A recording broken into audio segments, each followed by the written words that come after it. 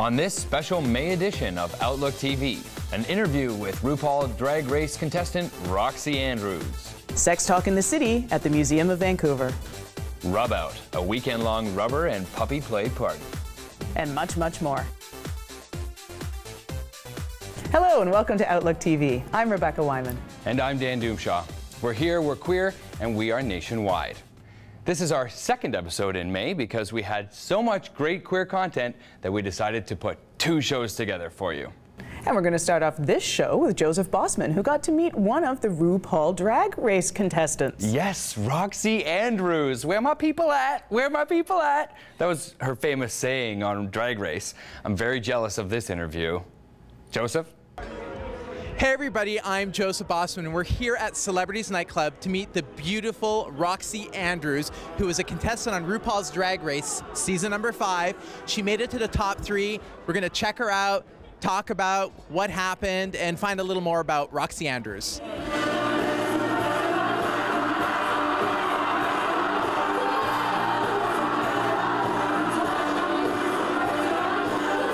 So you guys excited? I'm very excited. I'm looking forward to meeting Roxxxy. Oh, absolutely. I've been waiting all week long. Can't wait. Oh, hunty, let me tell you. All right. You better don't.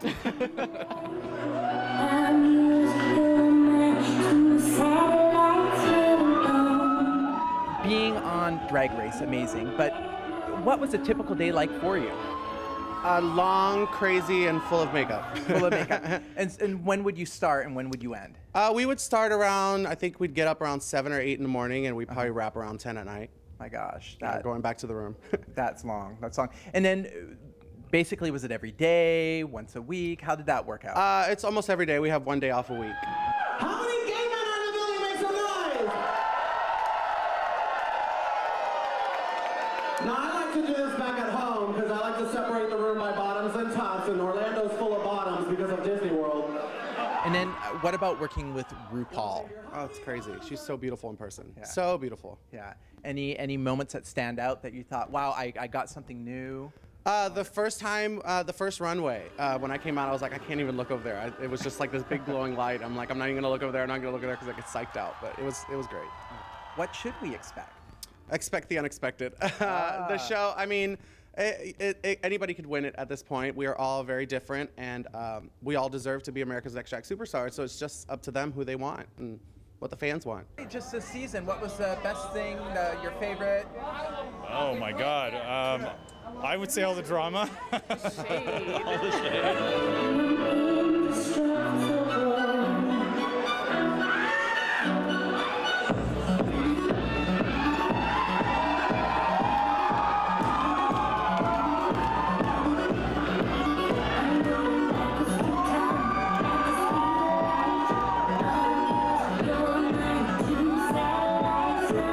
Coming out of the closet as LGBTQ is tough, not only for the individual, but also for their family and friends.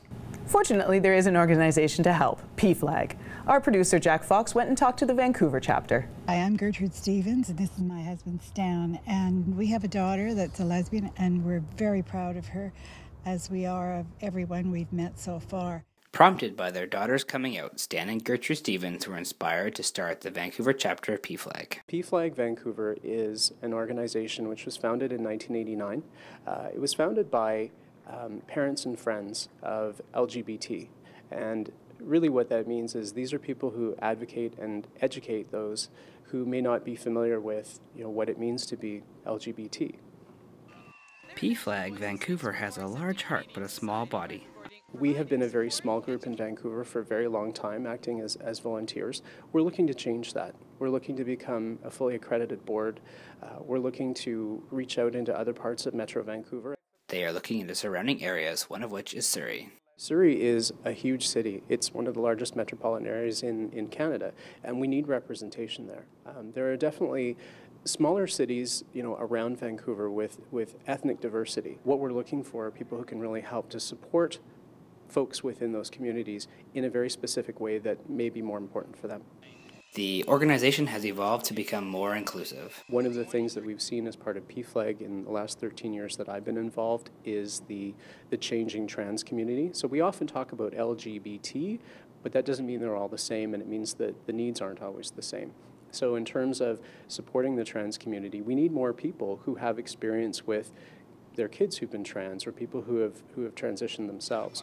The organization has evolved. The future for PFLAG, nationally and in Vancouver, is to grow, to become more of an educational force, to be more involved in advocacy.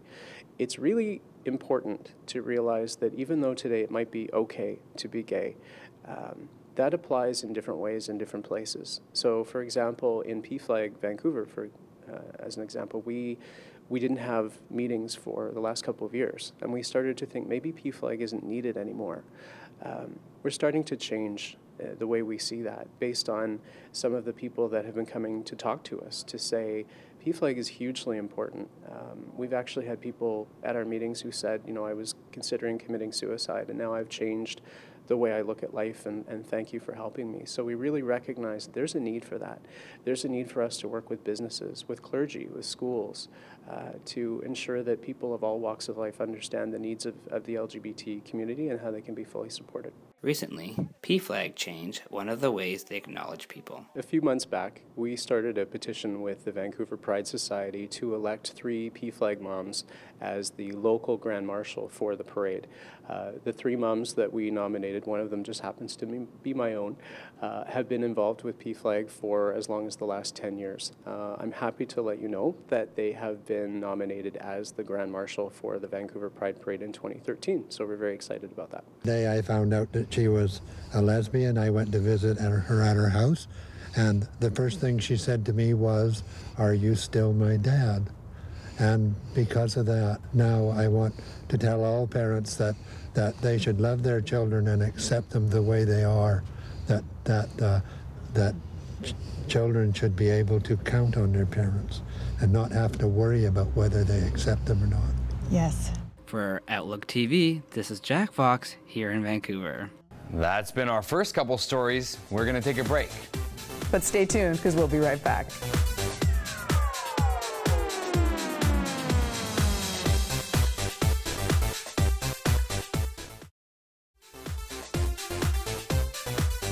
Today, the GBLTTQQI community has even more letters than ever before. In fact, you can't even make a decent word in Scrabble. G is for gays, B is for bisexuals, L is for lesbians, T is for transgender, male to female, female to male, T is two-spirited, used for the West Coast natives, Q is for queer, old school. Another Q for questioning, 50% not sure. I for inquisitive, 25% not sure. And another I for intersex, the former hermaphrodite. Some people say that this is getting ridiculous and that it's more than a mouthful. But some of us want more than a mouthful. And if you really want to be inclusive, you might be saying, "Please, sir, can I have some more alpha soup?" What about another Q for queen? And the subgroups, RQ, rice queen, and DQ, drag queen, and OQ, old queen. And what about LL for the subgroup lipstick lesbians? Or D for dyke? And what about BD for bull dyke? No matter if we use even more than 26 letters than the GBLTTQQII, it's important that we stay sexually inclusive. Just like the rainbow flag with all its colors, it is a spectrum of sexuality. Now, there are some people who want to blend in and be part of the norm, whatever that is. Okay, I'm gay, but I'm not transsexual. That is why you have your own letter, and they have theirs right next to yours. On the other hand, instead of more labeling of letters, why not remove them all? Some people call it gay marriage. I just call it marriage. I don't have a gay lunch, or gay park my car.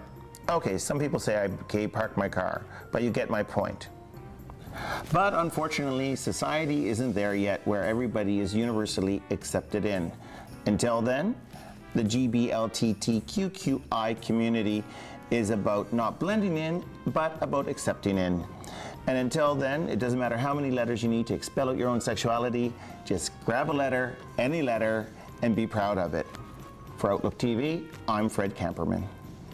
Hey Dan, let's talk about sex, baby. At the museum?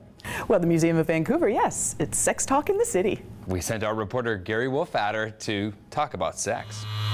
This is Gary Wolfader for Outlook TV, reporting from the Museum of Vancouver.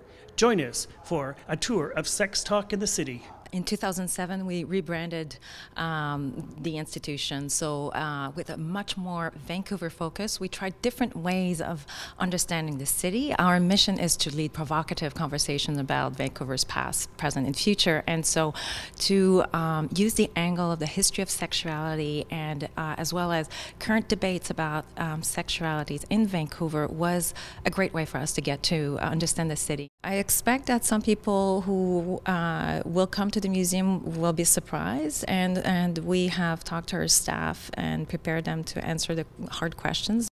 As a trans person, just seeing some of the stuff that came up in the interview, some of the stuff I'm seeing in the exhibit that relates to some of the politics, the fights for gender identity, gender expression, sexual orientation, as well as other things that people were struggling for. I feel like there's all these different things that resonate for me. This exhibit has so many different things in it, whether it be the collection of vibrators or dildos over the years, the collection of contraceptive devices, whether it's the videos, whether it's the drawers with all these different things that speak to different people's sex and sexuality. I think it's going to relate to a lot of different people regardless of their sexual orientation or gender identity.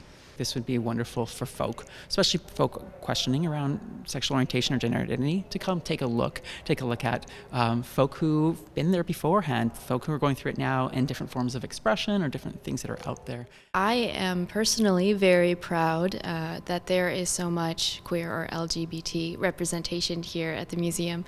We worked very closely with Little Sisters Bookstore, with Ron Dutton at the Gay Lesbian Archives. David Myers also contributed some historic photographs of the queer community in the 70s and 80s. My wife and I contributed our wedding photo. We got married in September 2012. I want folks to know that the Sex Talk in the City exhibit encourages dialogue, and you can keep in touch not only through visiting the museum but also through visiting the blog that the Museum of Vancouver has as well. This is Gary for Outlook TV at the Museum of Vancouver. Come and see Sex Talk in the City. And up next, we have a brand new feature for you. It's called Out Across Canada. This is where we visit different cities from across Canada and find out what's new in the queer beat. First off, we've got Tyler in Toronto. Hey, Tyler. I've been called a lot of things in my life. Queer, faggot, slut. I'm not a slut, I'm just popular, but you can call me gorgeous. Monday night, the Vic Public House is the place to be. 580 Church Street for Industry Night. Drink specials galore, live entertainment, drag performances, and DJ, no cover charge. Monday night is the place to be at the Vic Public House, 580 Church Street. We'd also like to say thank you to the Vic Public House for participating in A Taste for Life, fundraiser for Fife House, which is the largest provider of affordable accommodation for men, women, and families living in Canada with HIV or AIDS. Tuesday night, you want to be a West End girl. Head on over to the Hen House at 1532 Dundas Street West. Your hosts will be Dinner and a Drag Race, Judy and Igby, with our featured drag performer, Bobby Joe Bontemps. We had a great night Tuesday night, and we'll see you again there at the Hen House. Wednesdays, our college night at Church on Church. Head on down to college night, and don't forget Thursdays, the infamous Best Chess Contest at Woody's. Friday nights, Bear Nights at O'Grady's, grrr, and Ladies Night over at Church on Church. Head on down to Church Street all week long. There's great things to do, and Saturdays, if you want to dance the night away, head on over to Fly Nightclub. June is always a hot month here in Toronto. We've always got Pride at the end of the month, but let's start off on the 1st. This year, it's the Inspire Awards at Heart House, an awards reception, ceremony, and community celebration. We'll see you there June 1st. June 2nd is your pause party at Club 120. 8 p.m. doors open, no cover. DJ Relentless spinning all night long. That's your pause party at Club 120, June 2nd. June 4th, your Book of Mormon performance, a Toronto People with AIDS Foundation fundraiser, coming your way. Check out their website for more details. Tuesday, June 11th, she's back. Misconception's new live singing stage-to-screen show at Buddies and Bad Times Theater. Take a little break. Make sure that you guys rest up for Pride, because on Friday, June 28th, you've got Toronto Pride, One World at the Green Space. Location has changed this year to the Ryerson Building, so look on their website. We'll see you there. We'll be covering it for Outlook TV. You can call me gorgeous. It's time for me to pass you back now to Dan and Rebecca. Thanks. This is going to be a regular feature, so stay tuned as we go to other cities across Canada. And if you'd like to be featured in Out Across Canada, be in contact with us so that you can update us on the queer things happening in your city. We've got lots more queer stories for you, too, in fact, so stay tuned after this break. We'll be back in just a minute. I'm Dan Savage from the It Gets Better Project and Savage Love, and you're watching Outlook TV.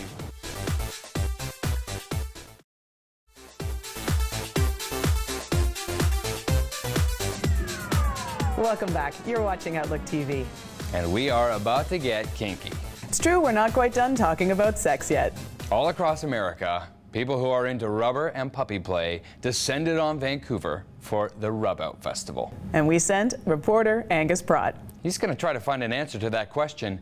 How much is that doggy in the window? We're here with Reed at the Rub Out 22, and we're about to go inside for the gear swap. That's right. But before we do that, can you give us a little bit of history on Rub Out? And this is the 22nd year, I believe. Is that correct? That's right. A certain fellow named Bill Houghton started Rub Out in 1992. Back then, it was quite underground. The guys all knew each other through the mail-outs that Bill did for invitations. And he just had these regulars that would come in for a house party every year. I believe around 2000, he handed it over to Mitch Kenyon, and Mitch kind of grew it into a weekend of events for the community more as a whole, as opposed to like a private party. The rubber events are growing around the world as well. There's like major events in Berlin and Amsterdam and New York and Chicago and places like that. Now, are you affiliated with them in any way? We all kind of cross-promote and help each other out, getting the word out. Like, you know, I know lots of the guys in Chicago, I know lots of the guys on the East Coast, and there's annual events that I go to every year, like Mr. National Rubber in Chicago and the West Coast Rubber events down in California. Some Folsom events in San Francisco. These events kind of become a reunion of sorts because it's the same guys that love to do this and come out for them, and we all look forward to seeing each other at each event. Now, should we go in and see what's there before they come over and take it all? Before it gets crazy in here. Let's go. Okay. This is the 4th year we've been doing the gear swap, and we've done it this year on the Rub Out weekend. It's been very successful. The whole idea is people bring in their gear or kink items that they wish to sell or buy. People come in and purchase, and so it's anything from leather chaps, leather pants, rubber, neoprene, scuba gear, boots, you name it, it's here.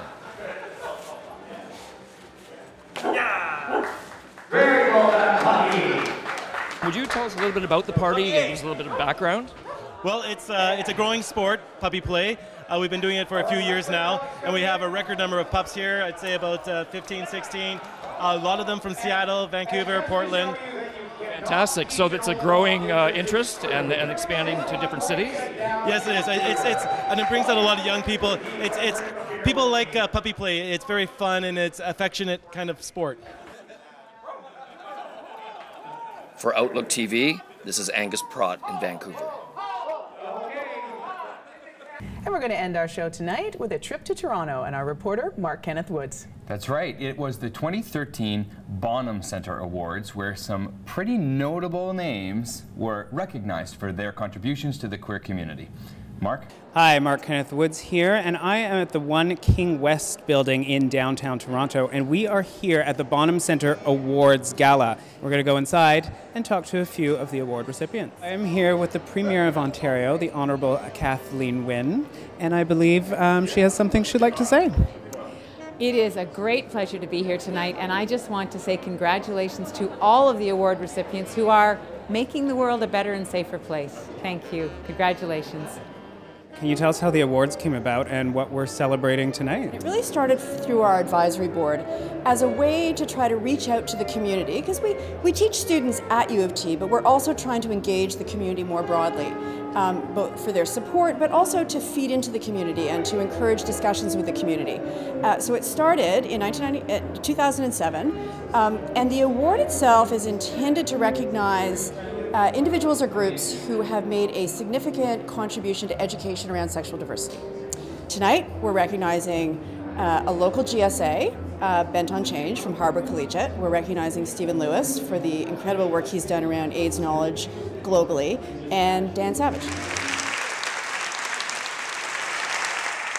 I am with Dan Savage. You might know him from his syndicated column, from TV, from his books, from everything under the sun. Welcome back to Toronto, Dan. It's nice to be back. Thanks for having me. Great. Can you tell us why you're here? There's a few reasons, but one of the main reasons you're here right now in this building. I'm being given the Bonham Award tonight, and I'm really thrilled and honored. Well, you are receiving this award for a lot of your philanthropy.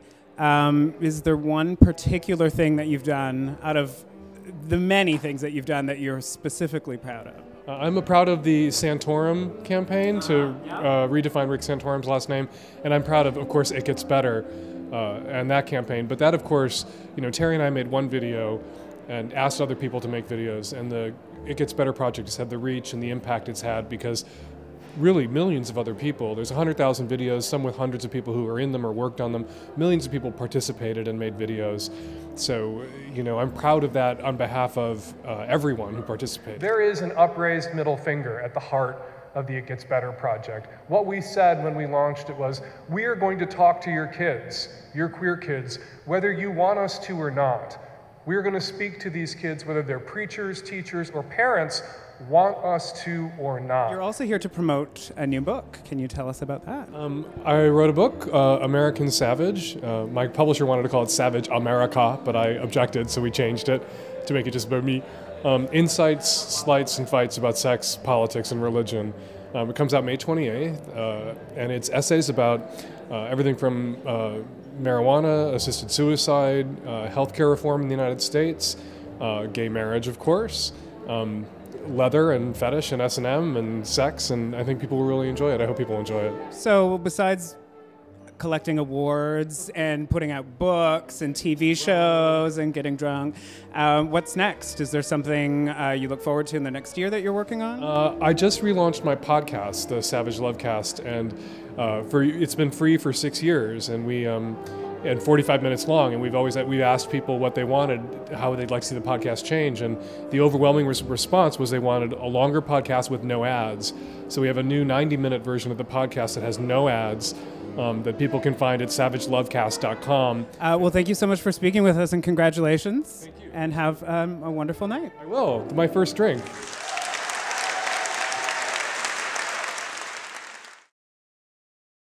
And our next segment is a musical one. We sent our newest reporter out to listen to the saxophone. Saxophone. Hey, I'm Danny Kovac. I'm here with Outlook TV with Vancouver's own Carla Sachs. We're going to talk to her a little bit about her performance tonight at Hershey Bar. Hey, girl. How are you tonight? I'm great. How are you? Pretty good. So I just want to know what inspired you to start collaborating in electronic music? Well, I grew up in kind of a classical jazz, non-electronic household. So I kind of wanted to branch out from there and just explore something different and not have music in front of me and no music stands. It was free, organic. That's awesome. And I know that you actually also play with a soul band. So do you feel like playing in two different environments and with two completely different crowds, do you feel that makes way for your creative outlet? Absolutely. Yeah, I love it. It's great. One night I'm could be playing soul, and even the same night, later on that night, I could be playing electronic music.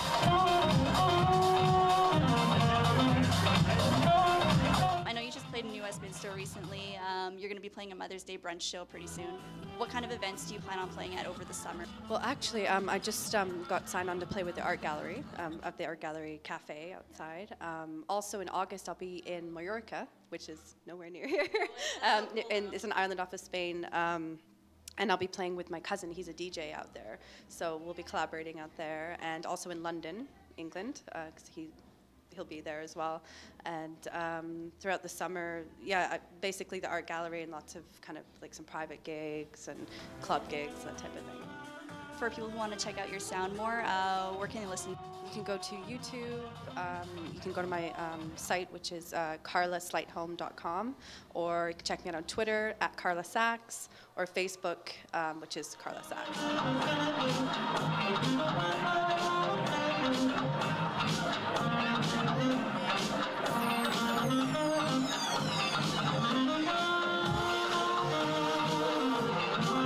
Well, that is all the time we have for today, but we would like to invite you to volunteer for PFLAG. They're a wonderful organization. That's right, get involved. You can also get involved here at Outlook TV. Become a reporter or a videographer or an editor on our team. Like us on Facebook, follow us on Twitter, and stay in touch. Thanks so much for joining us. I'm Rebecca Wyman. And I'm Dan Doomshaw. Stay fabulous, Canada.